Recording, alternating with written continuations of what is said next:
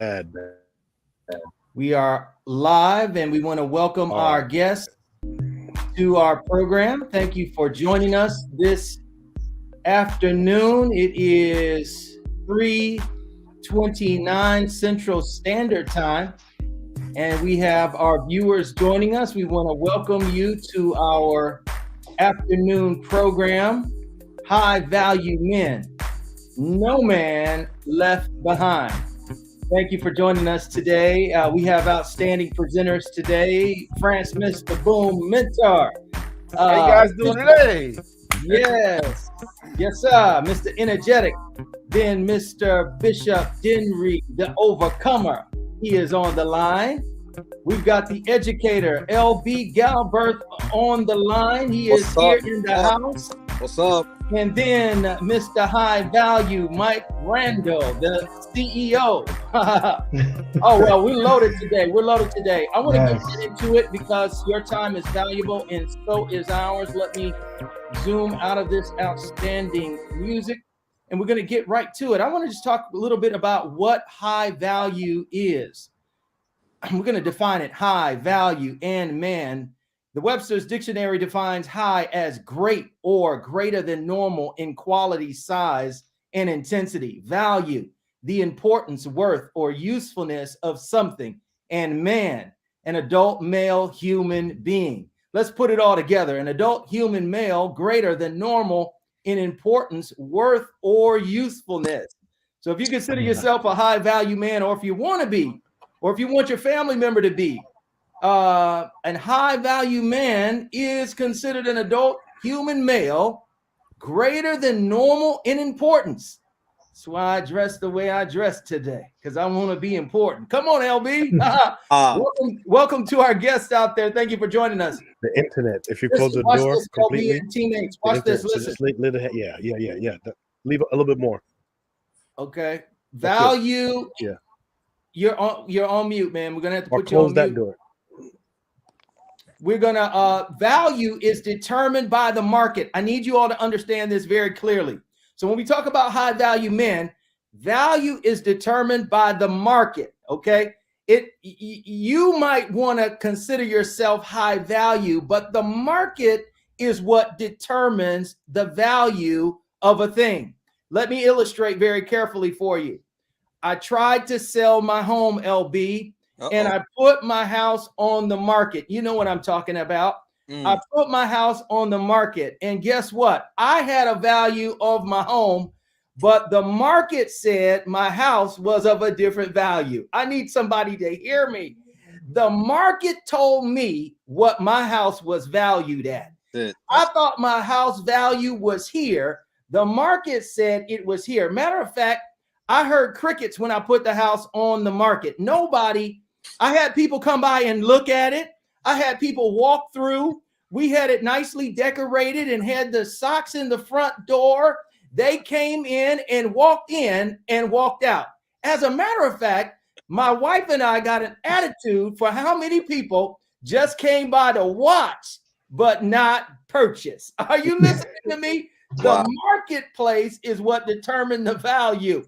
They said they liked the house, but it was missing something. It didn't have this. It didn't have that. It didn't have that. So what we did, we took the house off the market. Are you listening? We took the house off the market and we went to work. We looked at what could add value to the home. We upgraded the curb appeal. Come on. We painted this and we moved that. We renovated this and then we upgraded a couple things in the house and then we put the house back on the market. And let me tell you, when we put the house back on the market had changed. The market had changed. And when the market changed, our value also changed. I was excited about that the market changed and the value changed. And guess what?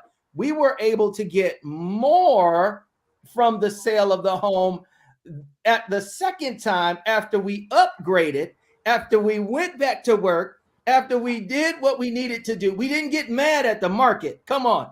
We went to work and elevated our game and got value, and we were considered a higher value just a year later. Now, when it comes to men, I need to ask you, when it comes to men, where does the value start? Does the value start with money? Does it start with the job? Does it start with looks? Does it start with contribution or usefulness? Does it start with spirituality, position, power, who you know, or is it visibility? High value is about separation ultimately. I want us to get right into the conversation here today, and I need to hear from my experts. How do you think society defines high value men? Let's go right at it, gentlemen. And while they're preparing to come in, we're going to look for comments. Please be prepared to share your comments. If you have any questions, we see that some are coming in and questions are coming in. Gentlemen, how does society define high value men? Is it how we dress? Because we're all dressed very differently here today. I need to know. I mean, I don't know if you consider yourself high value. I considered you valuable, and I wanted you here. Are you high valuable? How does society define high value? Talk to me. I think society defines value off of monetary worth. I think that's just how everything in our society, money moves everything around us at this point, and in this part of our nation's history in the world. So everybody is defined on their actual monetary value and what they bring to the table, when really you should be valued by the purpose that you bring. You are defined by purpose. Okay, we're defined. Your vision and your purpose really defines who you are, but when you only are looking at the tangibles or the externals, then it's monetary. But again, everything is driven from what's internally going on, and that has everything to do with vision and purpose and how you see yourself in the world. And that is the true measuring worth of any man, is how they see themselves and how they govern and conduct themselves. But the world says it's money and it's monetary. So society says that it's money. Society says that it's monetary. And you know what? Actually, they set a figure of what that monetary sense of value is. It is what do you think it is? It's starting at $10,000 a month, depending on where you live. If it's in New York, it's higher than that. If we're talking about what society shapes and views high value men at, and you say that it's a monetary level, that monetary level starts at $10,000 a month. How many guys do you know make $10,000 plus a month? I know some of you do, but is that a realistic figure for the majority of the people for whom we serve, for who we work around? Let's talk about it. Well, if I go ahead and I tell you $10,000, it is attainable. It's not where you start; it's where you strive to go. But not so much. Well, if you it's not so much that 10,000. What I view that is as 10,000 is a benchmark for your growth. To you develop different skills going after 10,000 than you will just having 2,000 or 3,000. So it's okay to strive for that. But what are your reasons behind wanting to get to 10,000? Is it to be full of yourself, to try to get this woman, or to try to reposition this, or you setting yourself up higher than the next person? How are you going to use this money to further God's work or just your own personal livelihood with your family and with your career? So because I like that, Mr. Boom, but that's internal. How does society see you? Yeah. How does society see me? How does the society see LB? It shapes the narrative, and it puts everybody in a particular box in terms of where they place value at. And they're saying that it's a numerical number, and it starts basically at 6 figures, right? If you're not making 6 figures, that's the beginning of that rubric of value. You're talking about internally. Society doesn't care about who you are inside. Look at who they promote. Look at who they elevate. Look at who gets the TV time, right? These are not people that have value, that are spiritually based, that's going to help you in your life. It's people that have money. People, if you drive the Lamborghini, You got the championship rings on your finger. You got the dimes on your shoulders around you. That's value to society. Yeah, I mean, I think what you're saying is, ultimately, society's view of value is skewed, and it's skewed in a negative way, in terms of what actual value is. Just responding to Mr. Boomer LB is like we know what true value is, and ultimately, true value, the byproduct of that will be tree kids, money, really things that really don't matter, right? In the grand scheme of things. But to answer your question directly, society's view of value, really pop culture is what dictates, a lot of that, which unfortunately is also skewed in a negative way. Um, and so I don't think that society's view of value is actually realistic, and definitely does not incorporate, what actual value is. And if you think about placing value at a six-figure, amount, well, we know that there's more things that create value for society. And so ultimately, society's view of value needs to be adjusted. And I'm pretty sure we're going to get into that a little later. Okay, well, I just want to unpack this a little bit more. Let's take it closer to home and let's talk about from a church standpoint. I think that we say society might be unrealistic, but I think the church kind of does the same thing. They sort of mirror society. And so you see people that get in position and sit on boards because they have more money, they have businesses, they have influence, they drive the nicer cars. And somehow they always get elevated to those positions because perhaps those people want others around them that can give them that sense that they are too higher value. Well, one thing about society, as we talk about this, how you are measured, they even had it codified that if you go to certain schools, you start off with a different salary than people that don't go to certain schools. So the people that go to the Ivy Leagues are guaranteed a certain wage, while the people that go to state schools, they don't even register near those ranges. So again, the predetermined marker is, where did you get your education? Whether it's business, whether it's mechanical engineering, whether it's medical, where did you get your education? Are you maxed out on your degree or in your career field? And that is how we start determining what value you bring to society and what you're really worth, because your skill set determines your dollar value when you start to apply for a job at a company. Okay. Or a corporation. So your skill set, whether it's, mechanical, electrical, or business wise, or, terminal degree on the medicine side or the education side or the legal side, your salary is based on your skill set that you bring to the table and how long you've been practicing your skill. I like that. When we start talking about the value of a man's worth, well, how long does it take you to start building that worth?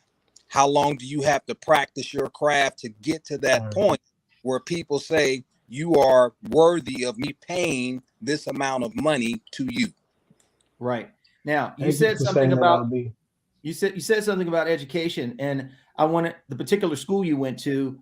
If you went to a particular school or a school that's considered Ivy League, the reason why you want to go to that school is because of the relationships that you would develop there, not just because of the name Ivy League school, right?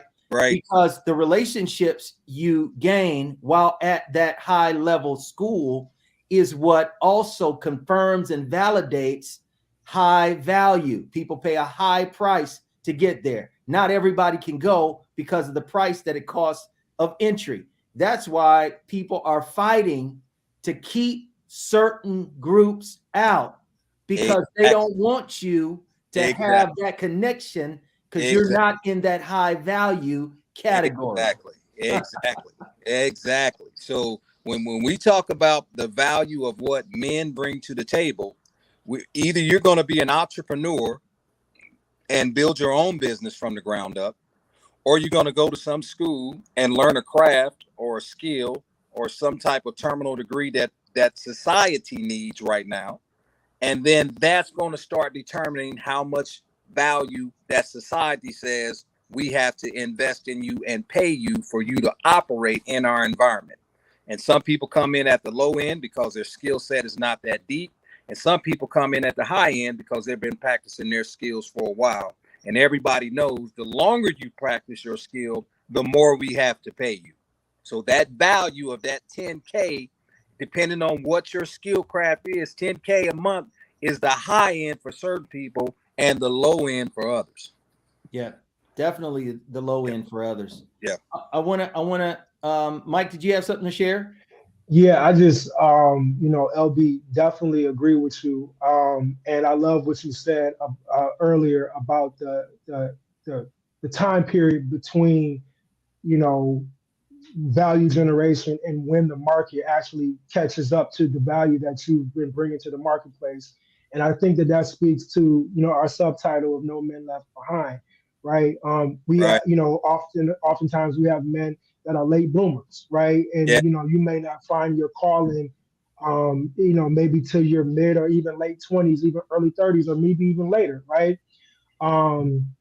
But the No Men Left Behind concept really speaks to, what you said about, skilling up, making sure that you keep your head down, keep working hard, because trust me, you putting in that 10, 12 hours a day working on your craft, no matter where you are, hopefully at some point the market is going to recognize your skill set and be able to, to exchange your skills for a high salary, knowing that there's other things that demark value. But just speaking from strictly a monetary perspective, I couldn't agree with you more. And I'm glad you said that, because I'm pretty sure we're going to hop into that topic a little deeper.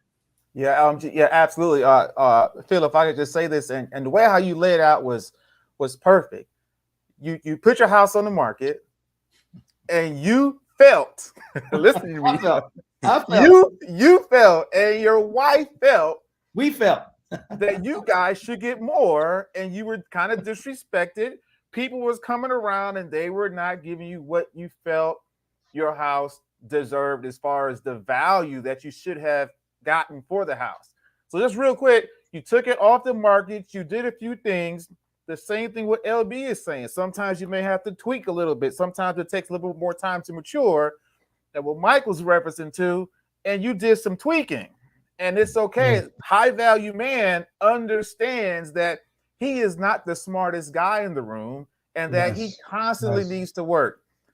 By no means am I a Michael Jordan fan, but I'm just going to put this as an example because I'm a Detroit Bad Boys type guy. But you hear constantly about the work that he will put in constantly. You may not agree with his methodology or his ethos, but when it came to putting in the work, the off season to tweak what he needed to tweak on, and then to get back out there, he'll be the first one to tell you that's why he beat the Bad Boys, because we was beating him up, and he had to spend some time and tweaking. So high value man understands we need to spend more time tweaking it, then put it back on the market, and then see what our value is worth. And then if the value is not worth what we need, I think LB spoke about entrepreneurship. $10,000 may be the low end now, because I done tweaked so much that now, wait a minute, I learned in this system that they had of the school system. School system is good. People got different views on it, but learn what you can. And the 10,000 may be your newest floor. I love it. I love it. Gentlemen, I want to switch gears here, but I want to cement that. Someone says value is knowledge, not monetary.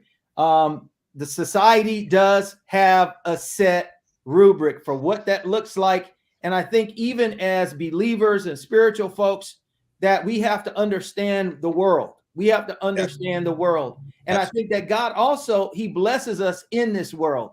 I think that he wants us to achieve the highest that we can get. Look at what happened to Daniel. We lift up Daniel, we lift up Joseph, and they went to the top because someone saw value in certain intrinsic things, the internal parts that you guys were talking about. And so society saw that, elevated them to the place where they were supposed to be because of their work, their investment on the internal qualities that also determine value. Now, I got to ask this question. This is important. How do women define value? How do women define value? We can go back to the house.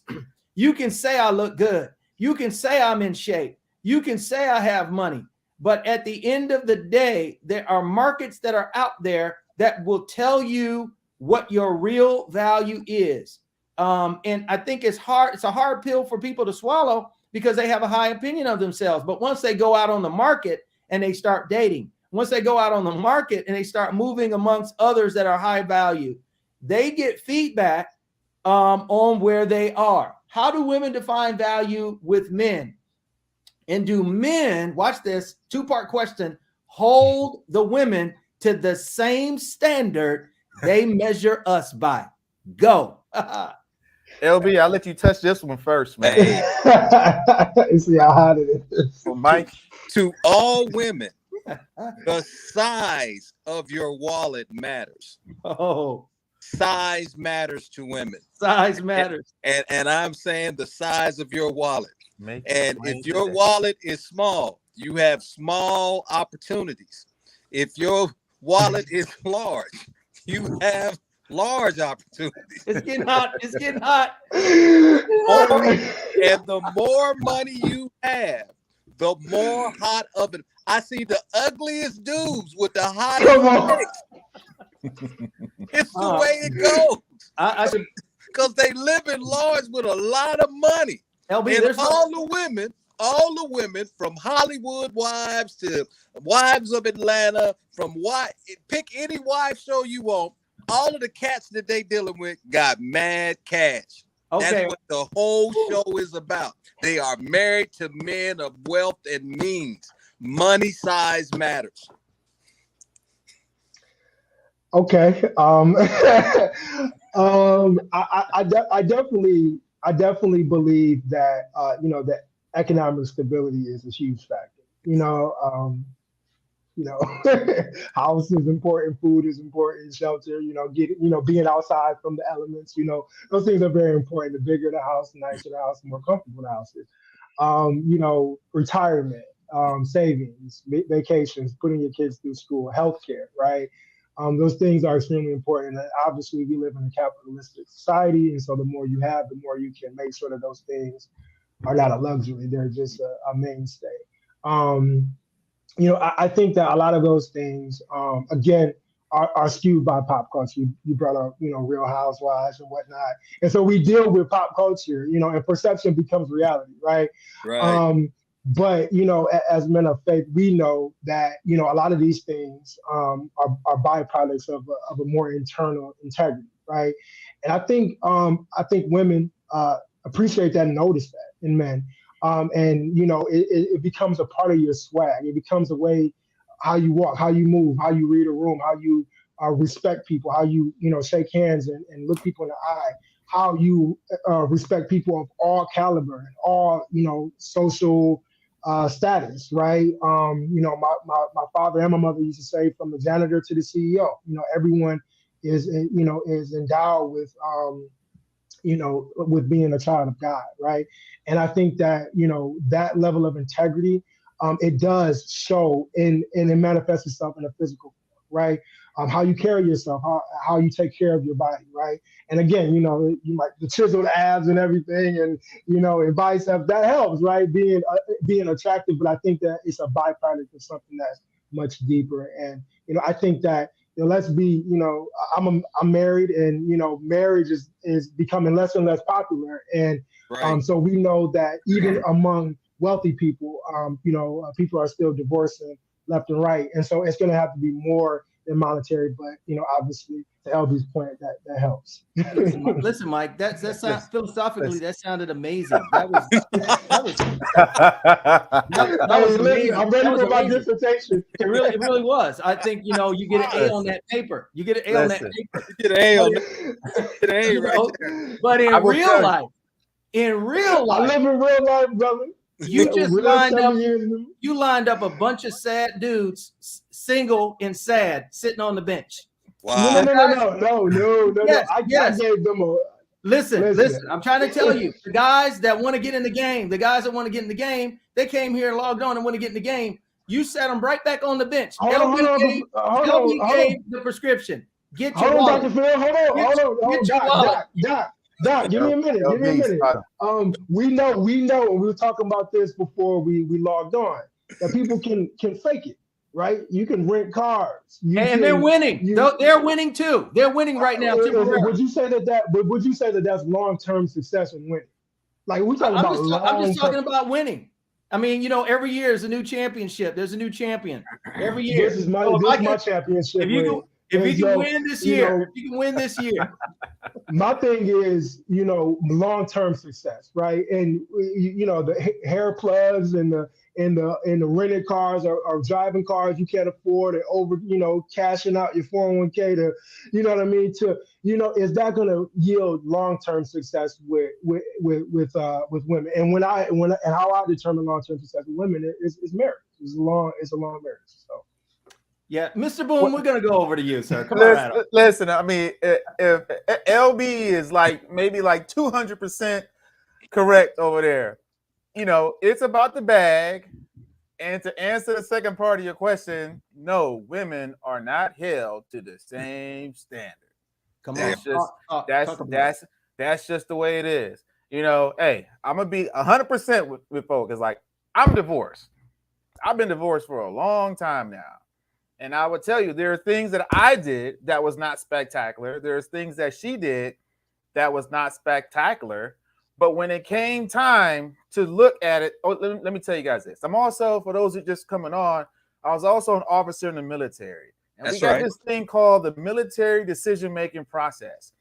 And not every decision is not weighted the same. Some decisions have more weight. Yes. So it may appear as though this is a very important with high priority, but the weight of that decision could affect not only your guys, but other adjoining units. You have to put all that into account. And what I'm saying is, it is not the same standard. To get somebody to understand the weight of say for example, let's just say if I'm not making $100,000 no more, right? And I'm down to 50, right? And the things what I was assigned to do as a male, what I agreed upon, I don't have the 100,000 anymore. Right. The military decision-making process is now we see the weight. Where can we make this adjustment, right? You may have to pull back on certain things. You may have to add a certain things or add a greater contribution. So it's about the bag, y'all. It's about the bag and having an understanding and comprehend how we come to these decisions, because it is a double standard. You stop having a bag this 2022 male, and if you don't have a high value woman who understands the scope of what you guys are building, you're in trouble. You're in trouble. And it may be a blessing at the same time, because you hit on something very, very powerful. Here we go. Women often pre-select men based on their socioeconomic status and position. That's number one. Let me add this to you. The majority of the divorces are driven by females. 70% of all divorces are initiated by women. So if you are up one day and you're down another day, watch your back. And so this is what it tells men, is that you must prioritize if you want to stay at a high value, if you want to stay at a high level, if you want to stay at a high status. You got to have your priorities in place. You have to have your values in place. You must have your ethics in place, because things will change around you that you cannot control. I want to add this. I want you to jump in. The market has shifted in this regard, with women earning as much as men or more. No longer are women staying home, but they're in the marketplace. And many times they make more than the men. Watch this. Many times they make more than the men, possessing high power jobs. And so the idea of a high value man is looked down upon. Watch this now, because many times women don't think they need a man. Okay, I need you to follow me with this. They don't think they need a man. So who has been hurt by this ideology of I don't need a man? There's certain communities that get hurt by this concept of I don't need a man. And I'm going to tell you who it is. African Americans are the least married of any major racial ethnic group in America. Wow. According to the census of 2019, Wow. 30% of African Americans were married compared to 43% of Hispanics, 52% of whites, and 58% of Asians. So if you have a socioeconomic shift, or if you have a societal shift now where you've got to work, the spouse has to work, and the females are more educated, they have higher paying jobs, they're able to get promoted on their jobs, they're directors and leaders. And now what was perceived as high value because you were the earner making 50,000, that doesn't cut it. Your wife has to go back to work. Now she's the CEO and the director. It has shifted the dynamic in the relationship. It has also shifted the dynamic in the dating pool as well. People already are getting married later than they were in the 1800s. They were getting married at 20, 22, 21. Now the average age of folks getting married is 35 years old. 35 years old. So we have a dynamic in the African American community where people are not only getting married later, but not getting married at all because of the concept. If I don't perceive you as high value, and Mike, you said high value is $50,000 with a good heart. I did not say that. I did not say that. I want the record to reflect that I did not say that at all. In 2019, only 30% of African Americans were married compared to 48% of Americans. Listen, brothers. So the evidence is there of an increase of black men. Oh, watch this. So the evidence is there. Watch this, of black men that are married, but they're not necessarily married to African American women or women of color. It's a super dynamic that is happening, and I want you to go back and unpack all the things that we shared. Let's unpack it. Let's unpack it. I mean, we dealing with generational situations, systemic issues that have created the dynamic of household that we see in the African American community that has created avenues and opportunities for black women to go out, become entrepreneurs. One data point that you didn't hit on was the fact that the largest growing sector of small business owners are black women, right? The largest educated cohort in the United States are black women with advanced degrees. This is what I was saying. This is what I was saying. And there's a factual, right? This is the dynamic that I've grown up in. I have strong black sisters with master's degrees and business owners in my family. That's the dynamic that we live in now. And so the advice that I would give is don't be intimidated about that. There's no reason to be intimidated about that. Actually, there's an opportunity for you to become a power couple, right? My wife is currently getting her master's degree. She's going to come out and potentially be a counselor or start her own practice, and I support her 100%. And so that's the dynamic that we live in now at 34 years old. And I think that it's a wonderful thing. I think that what the issue is not valuing the family dynamic as a whole, right? And that's what we really need to get back to. Communities are comprised of families, and communities build nations.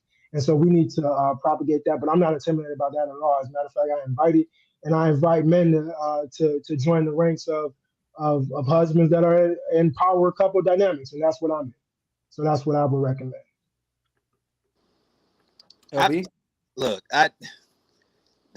The dynamic of worth for a man is whether or not he can provide, and how well you provide probably depends on how well you practice your craft before you start and build that family.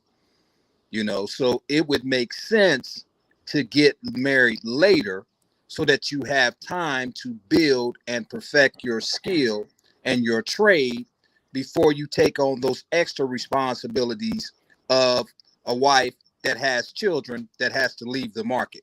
Because if your wife has children and you and your wife have children, somebody got to take care of the children, and somebody's going to work more and somebody's going to work less, or you're just going to straight out pay out of pocket for the child care.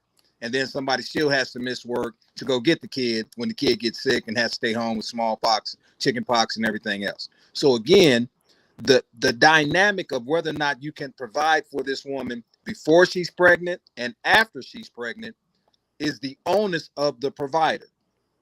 It does not change because society is changing, because if that woman gets sick and have to be bedridden to carry that child, you have to carry that load, right? So again, it makes sense for a man to wait to get married so that he can build up something, so that he can offer something to his spouse. Now, in this crazy world that we live in, that's common sense that's not utilized by the world's market. Being a power couple, like my wife has an MBA. I have a master's degree. My wife has an MBA. My wife speaks a foreign language. I speak a foreign language. But however, guess what? When we started having children, my wife and I said, somebody has to be here for these kids. And I need you to go get this money. I'm going to stay here with these 4 babies, and you go make it happen for all of us till these kids get to a certain age. And then I can start contributing a little bit as these kids begin to get out the house. Well, that's something that, you have to decide going into a marriage that that's going to be the design. Exactly. You can keep your kids. But man, let's face it. We got people on 1st, 2nd, 3rd, and 4th marriages, 3 and 4 different sets of kids from 3 and 4 and 5 different relationships. And when you say, is the man a high value? Well, how many families is he taking care of? How many? Where's his? How many people are taking child support out the pension? You don't got off off ramp. I'm saying. What about these 300? I'm just saying, your value goes down the more that's coming out your check. So these chicks out here are devaluing you because you're not going to bring enough to their house because your money's going into 5 or 6 different houses. So as we look at this and these women become more educated, greed is a part of this. They want it all, okay? Everybody's being sold a dream that they can have it all, right? We try not to buy into that dream, but guess what? Whoever we hook up with, they've already got their mind made. Hey, we got to make this amount of money. We got to have this much money coming in for us to stay together. Or we're going to be a divorce court. Now I'm done. Well, listen. LB, listen. I agree with LB when he's saying how you got to wait until you have established some sort of foundation for yourself before you think you can supply some foundation for somebody else. I think I got married around 29, 30, and I had stuff pretty much set for the most part.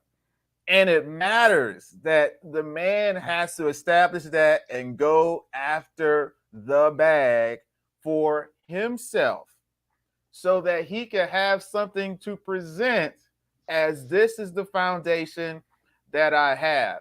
And you have to be very selective for somebody who could comprehend that there may be shifts in the road left and right, but you always got to constantly evolve. But waiting for the black man, I totally support that. Up to like 30 years old, established. Now, you can find something that's solid, but younger, but understand if you're going to pick an age with maturity, with getting stuff set up, I think that's a solid age.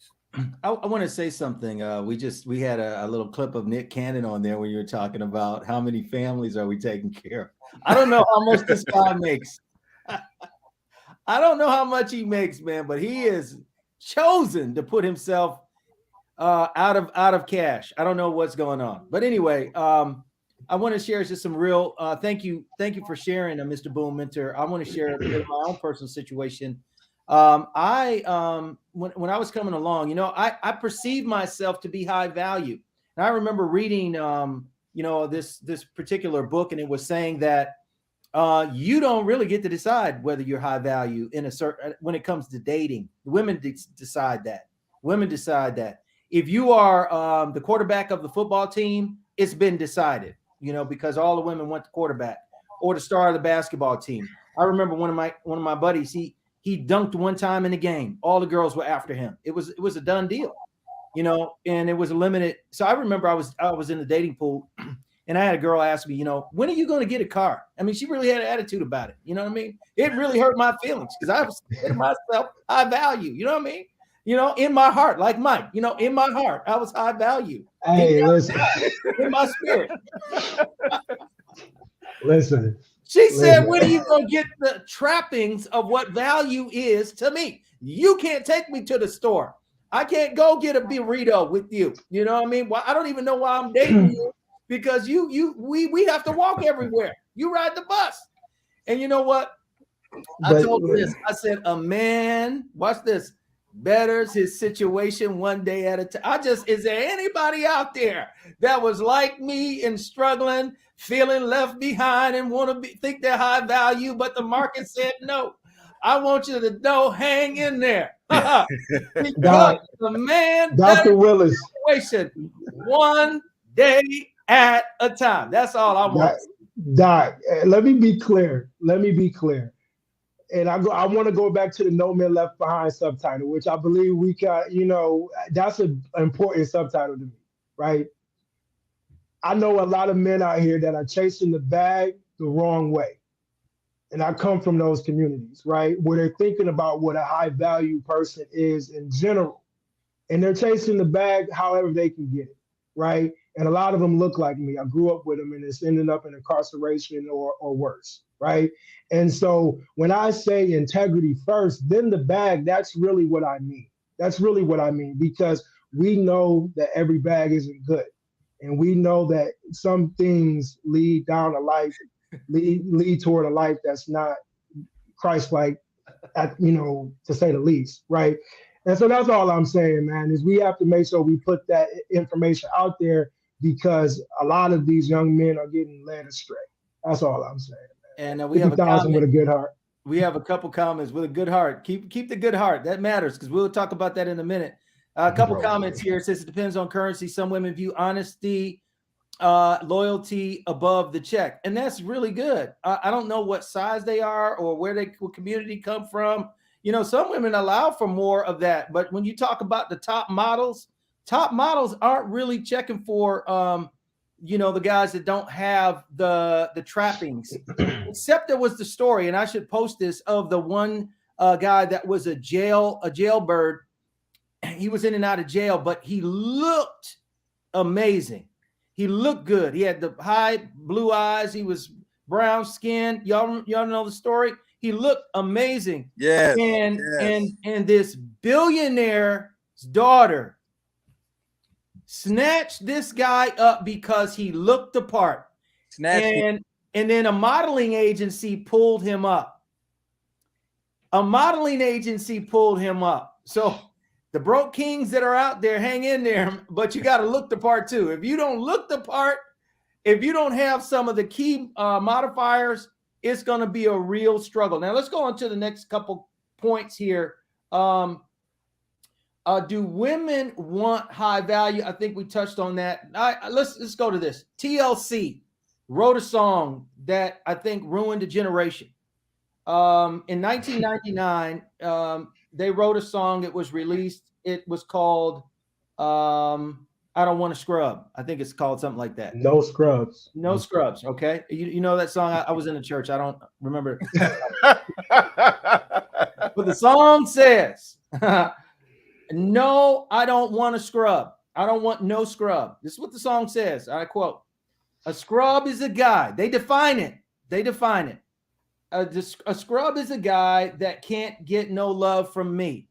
Okay. Hanging out the passenger side of his best friend's ride, trying to holler at me. I don't want no scrub. A scrub is a guy that can't get no love from me, hanging out the passenger side of his best friend's ride, trying to holler at me. What's your take on that? I believe that there was a generation of women that heard this song and celebrated it and looked at guys who were trying to better themselves one day at a time, but they didn't meet the quota. They didn't look the part. They didn't have the vehicles. They didn't have the cars, and they just got dismissed. They got overlooked, And perhaps certain careers and jobs that you took and that you chose actually look like you're on the passenger side. Certain careers and jobs you took actually make you look like you're on the passenger side. And I think there's a whole generation of people who got skipped over and walked over and left behind because of this song. What's your comment? Take it, Mike. I come after you. I mean, hey, I actually know the song. I remember when that song first came out. Interestingly, you would use that song. I mean, it kind of goes with the narrative that we've been talking about, right? It's talking about the bag, right? I think one of the lyrics is, if you want to get with me with no money, oh no, I don't want no scrubs, right? That's what we're talking about, right? And so I think that might have been something that has been adopted for women and men. And again, pop culture, again, perception becomes reality, right? So absolutely, right?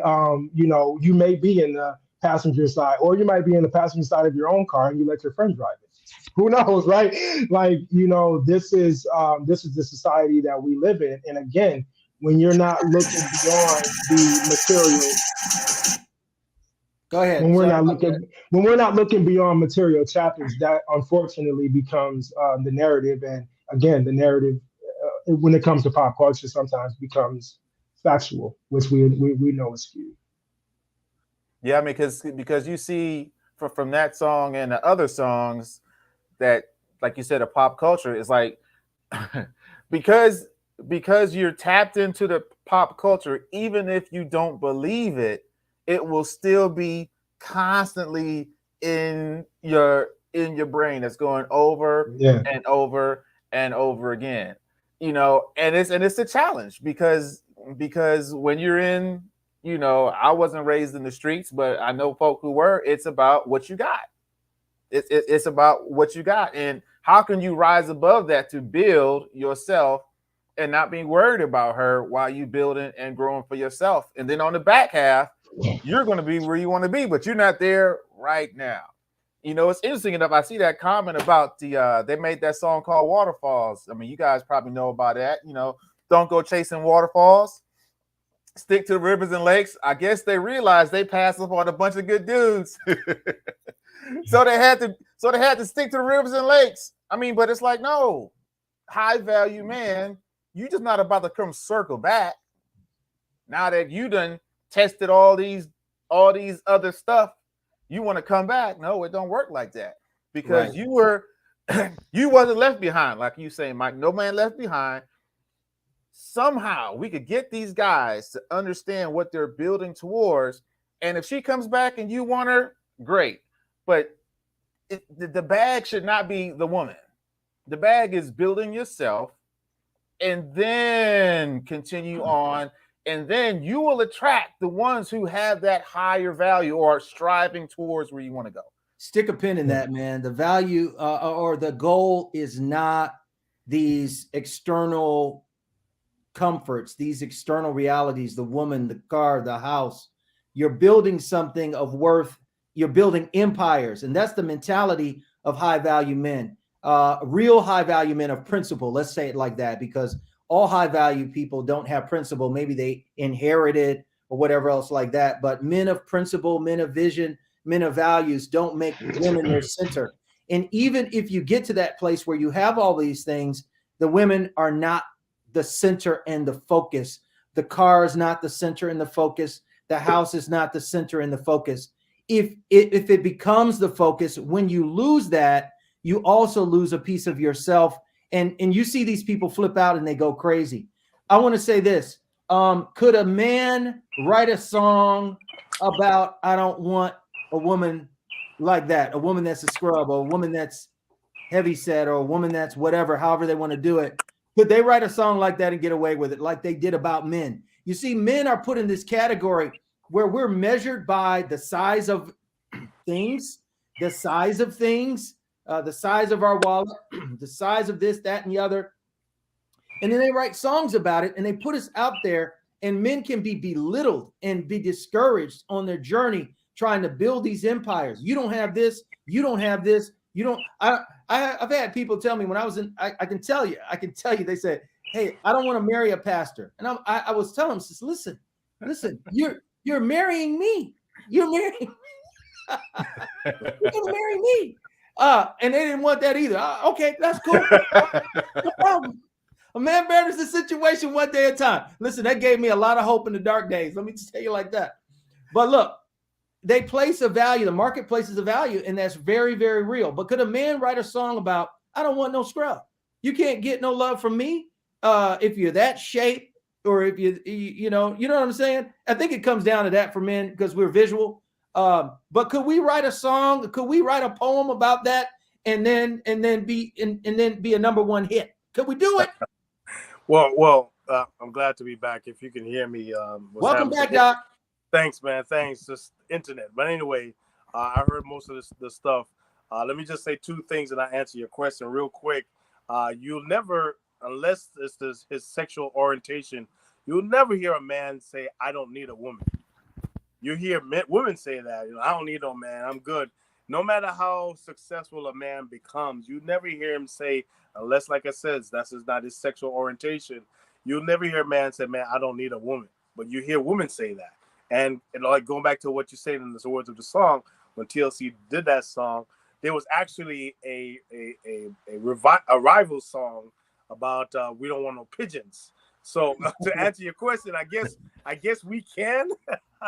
It didn't become popular. I don't remember it. No, it didn't become as popular. But I get your point. What you're trying to say is, but he was more talking about, some other stuff that we don't need to share in this audience, But you're right. It's if you're not able to be that provider, whether it's you got the Benjamins flowing out your pocket, the big chain, and I think that's why in our communities, our young black men feel like they gotta have a chain, they gotta have the freshest sneakers, they gotta look the part. They gotta look the part, even if they're broke. I remember I shared this with my church today preaching. I remember back in Harlem, I couldn't afford those sneakers. I couldn't afford Nike, so I had to get Skippies. You know what I'm saying? I couldn't afford Tim's, so I had to get like the lugs or bootlegs versions of it. You know what I'm saying? And all those things because I wanted to look the part. You're right. If the girls don't, let me say this. I'm gonna get in trouble. It's the girls' fault. It's ladies. It's your fault. It's the demise of men is the ladies' fault. If ladies were like, listen, we just want men for good characters, good quality. Talk to us, Doc. He's loving, he's kind. Trust me, we would have less men in jail. We'll have less men in cemetery. We'll have less men strung out on drugs. All that. If girls, it's your fault, and I'm sticking with that. Oh man. Oh well, this conversation is fire. LB, you back? LB, what you to say on that? If y'all want me, you know where I'm at. Come see me. Look, man. Look. All the rappers tell you money moves everything around me. So it's all about the Benjamins. I mean, every single song that we could come out of hip hop culture out of the 90s and the early 2000s was about Benjamins. Got to get the Benjamins. Got to get the green. You're running around in the Timbs. You got the suede boots on. You got the Loves on. You got the K Swiss. You got John. You got everybody's line of clothing from Gucci to Hilgenfeld to listen. This is about money, and people want to be seen being prosperous. And the only way you're gonna be seen being prosperous is you get with a man that got some money. Very few women are going to be that mature lady and help you start from zero and be your ride or die to grow that empire. Just like the movie empire, the TV show empire. Very few people are going to be that person for you, right?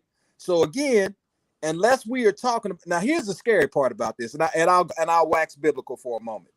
If you're going to be a good man, the Bible says you're going to leave something for your children's children's children. Yeah.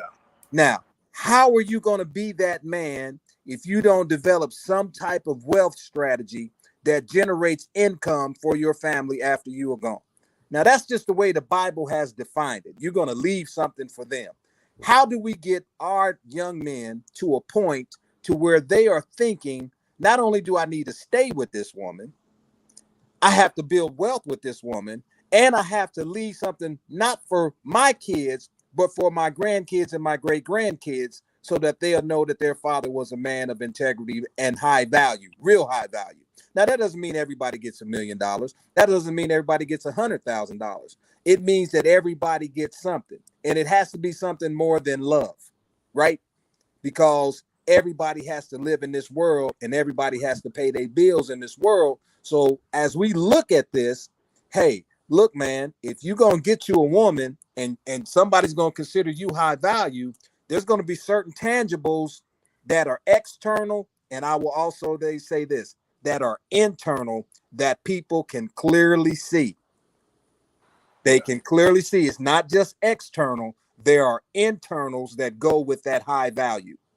Your values, your integrity, and your character. That really is the foundation of any high value man. And we all know that comes from being involved in the presence of the Lord and being with Christ. So for the world, they say, no, you just need money. Yeah. But the love of money is the root of all evil. But these people just say, no, you need money. But the reality is you need the values that allow you to handle money. You need the integrity that allows you to handle currency. You need the backing of God to have an understanding that I'm not just here to make this money. I'm going to be gone and I have to leave something for the next generation. And Dr. Phil, you and I always in a conversation like this. No matter how much education we get, we can't leave our kids education. We got to leave them some money or some land. Exactly. And really that's what the reality is. I can't leave, no matter how many hours I get this master's or whatever, I can't get that to my kids and say, now you can go get a job with this. You can live off of this. You got to go get someplace. You got to have a place to live that is earning income so that you can pay your bills after I'm dead, whether it's a life insurance policy or whatever it is we do as men to take care of our families. We have to say that's what makes us a high value. And we are missing that while these crazy people are making all these goofy, dumb songs on the radio. None of these songs are talking about leave your children generational wealth. I just want to make sure we're clear on that. None of these rap songs, none of the hip hop songs are saying leave your family generational wealth so they can be better than what it was when they had you. It's all, I got mine now. You got to get yours. We got to do this and we're going to die trying.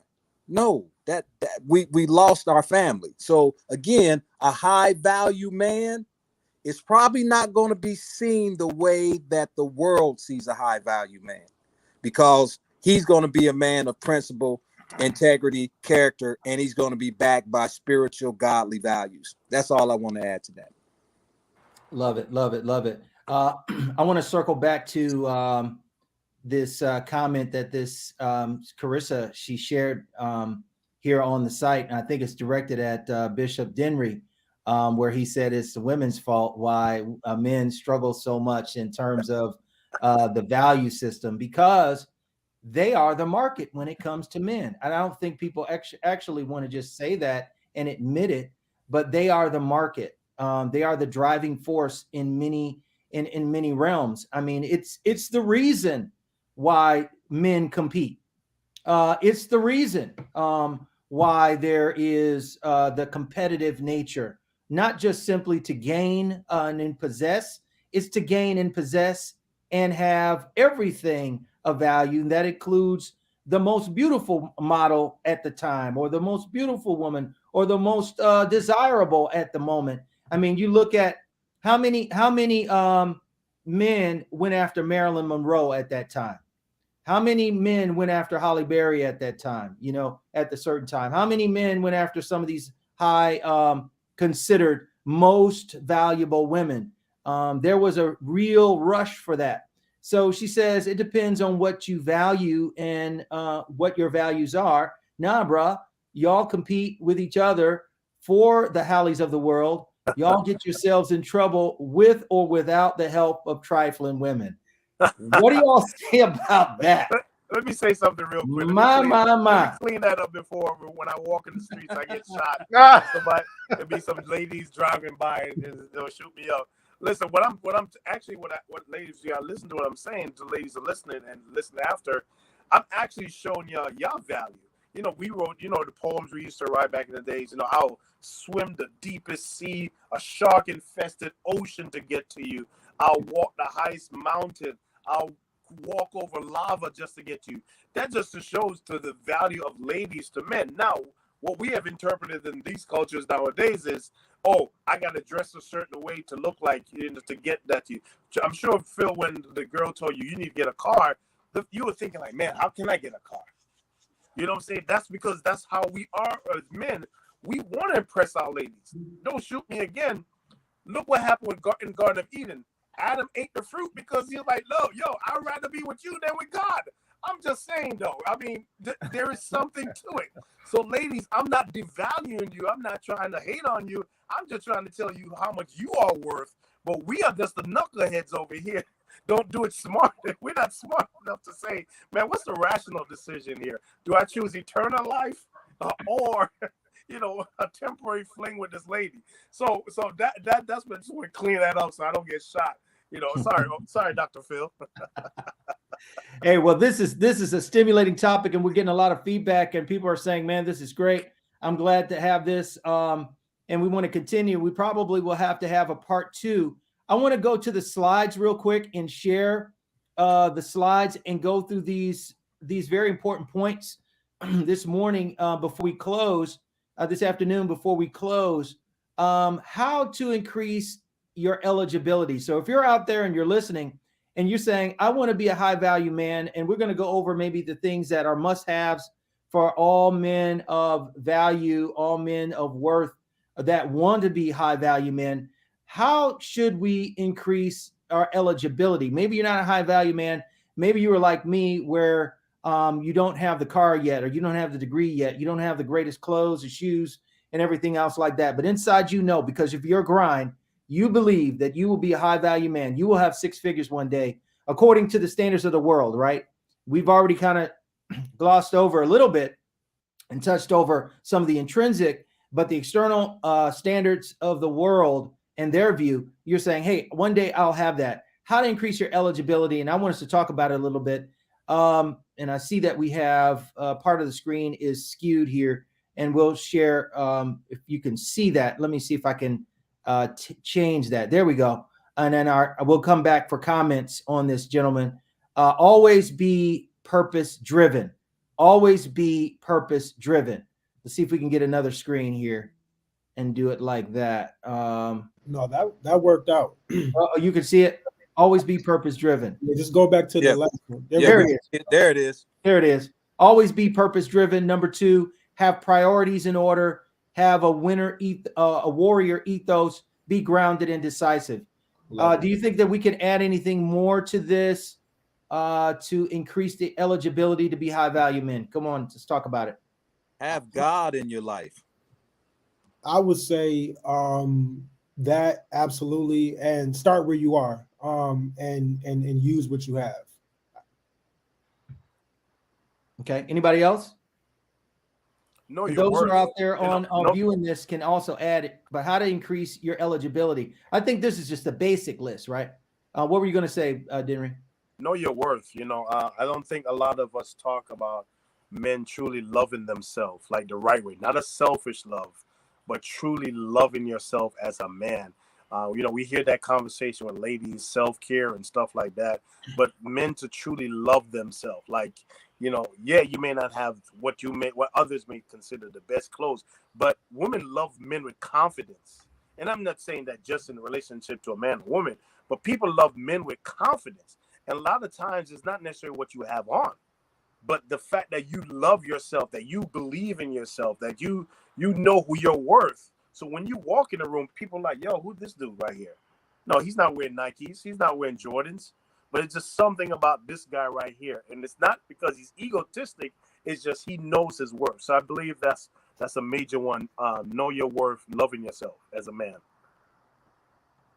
Great. And then Julian Bone answered and stated, be the man you want to be and be comfortable with it. If you're confident in your own skin, we talk about swagger. Listen, you could be in some jeans with holes in it.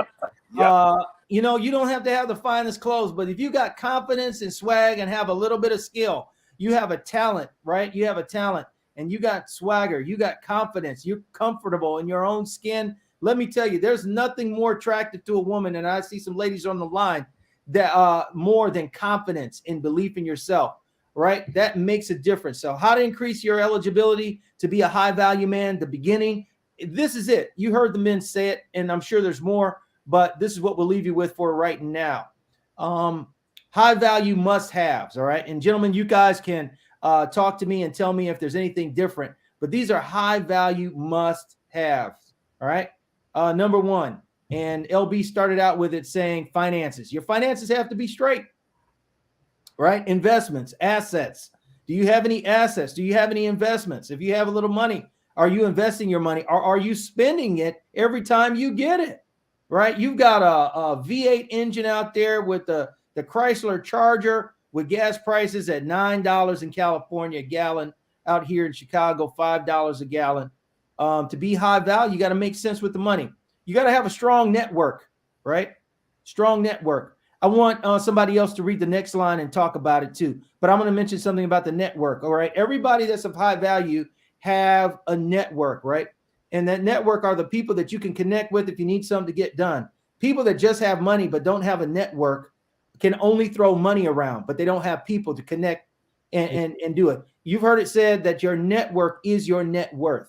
Am I right? 100%. All right. Who's going to read? Somebody read that next one. Visibility and recognize. Talk about it. I could take it. I would say absolutely. And it really goes to Julian Boone's comment about being comfortable with who you are. As you're developing, as you're growing, you're going to be in a fishbowl, and people are going to look at you. They're going to scrutinize you. If you go from, the holy jeans or whatever, a t-shirt, and you show up with a certain tie, some people going to maybe ask you blatantly, who do you think you are?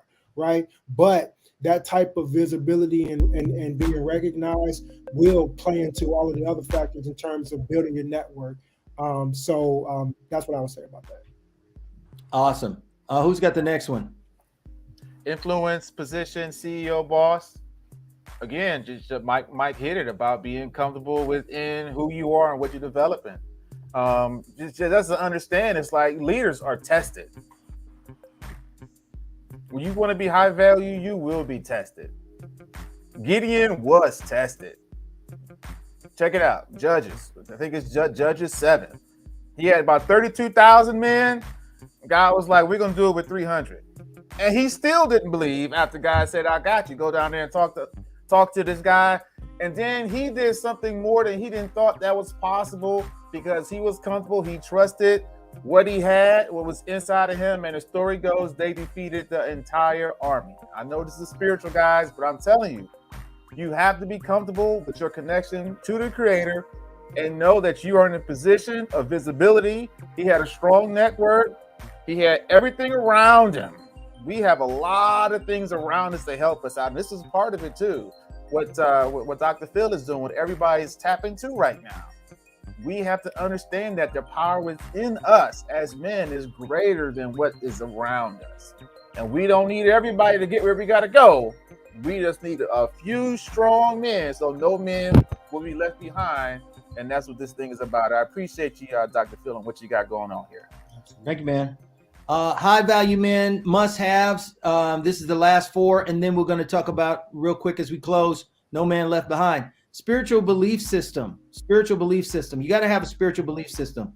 If you like we were talking about earlier, if you're making the woman the center, you're making your car the center, the house the center, the building your center, you're going to fail. There's going to be hard times no matter who you are. Michael Jordan met hard times. Tiger Woods met hard times. These people who they post up in the media, look at Pirates of the Caribbean guy going through a hard time, right? You're going to have some hard times. If you don't have a spiritual belief system, there are going to be some strong struggles that you're going to deal with. LB, hit the next one. Good health, fitness. Hey, listen, health is wealth. And if you don't have health, you don't have wealth. Everything is centered around your health. And when your health goes, your money goes. You understand what I'm saying? When you lose your health, you lose your wealth. You become like Job.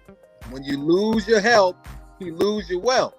So you got to have something in place that allows you to live a life that allows you to maintain a center of well-being, spiritual and mental fitness, And that is part of the style that you carry yourself with.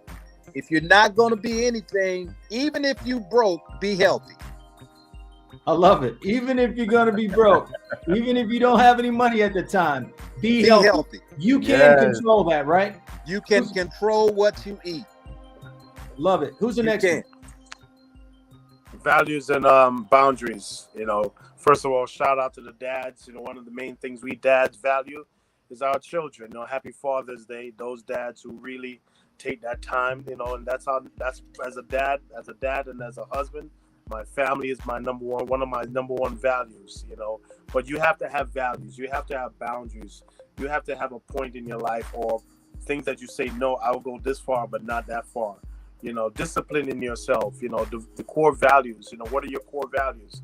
You know, you're a godly person. You may not be a godly person, but that core value may be your family. It may be your health. So it's very important that you have boundaries. That's why some guys go to the gym every single day, no matter what's going on, because that's their value. They value their health.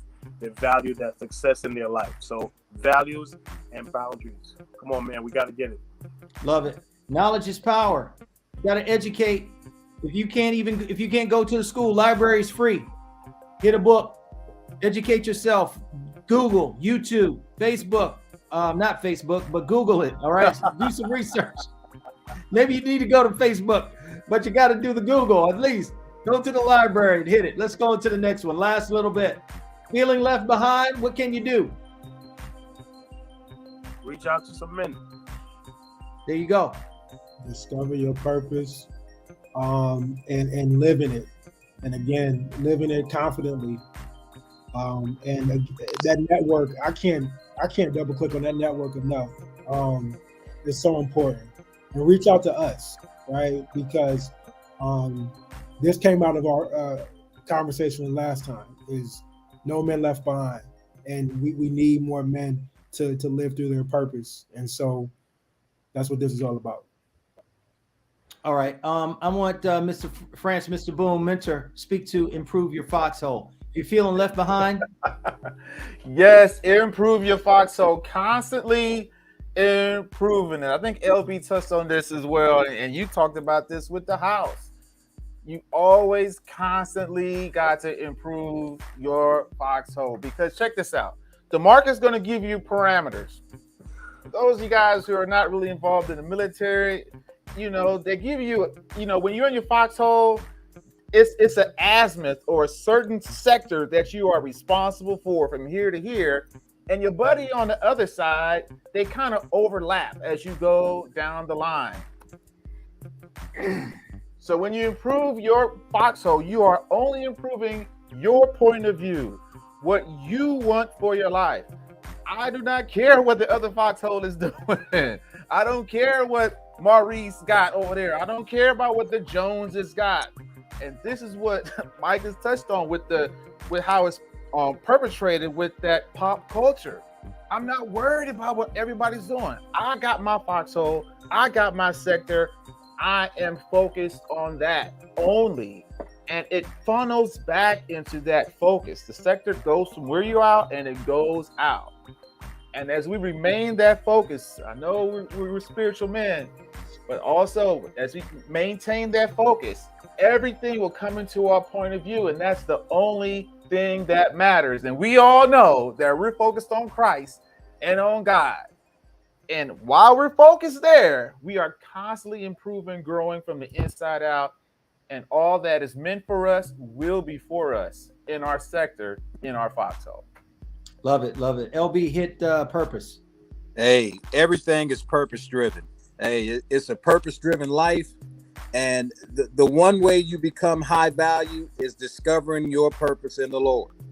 You cannot navigate this world without a lack of purpose. You must be purpose driven in order to reach your goals and your objectives and to find that Proverbs 30:31 woman. That's the only way you're going to find her. You have to be purpose driven. God's not going to put anybody like that in your life unless you are living the purpose that he put you here for. You're not going to find that ride that's going to ride with you to the end unless you are on point, on purpose. On point, on purpose. Love it. Denry, hit us with use your gifts, and then Mike, wrap it up with be the solution. I mean, as much as I love LJ, I'm talking about LeBron. You know, I can't play like LeBron. You know, I wish I could, but that's not my gift. That's not my talent. But what I can do, I can preach the everlasting gospel. I can teach the word. I can have these conversations with men.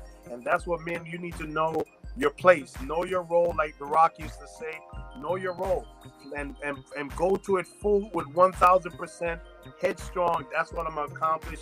Know your gifts. When you activate in your gifts, when you're doing ministry or living or working in your career, your profession, in your own skin, bringing your own talent, your own ability, man, trust me, there's nothing sweeter than the outcome when you have put all the work in it. So know your gifts, man. Know your gifts and use them.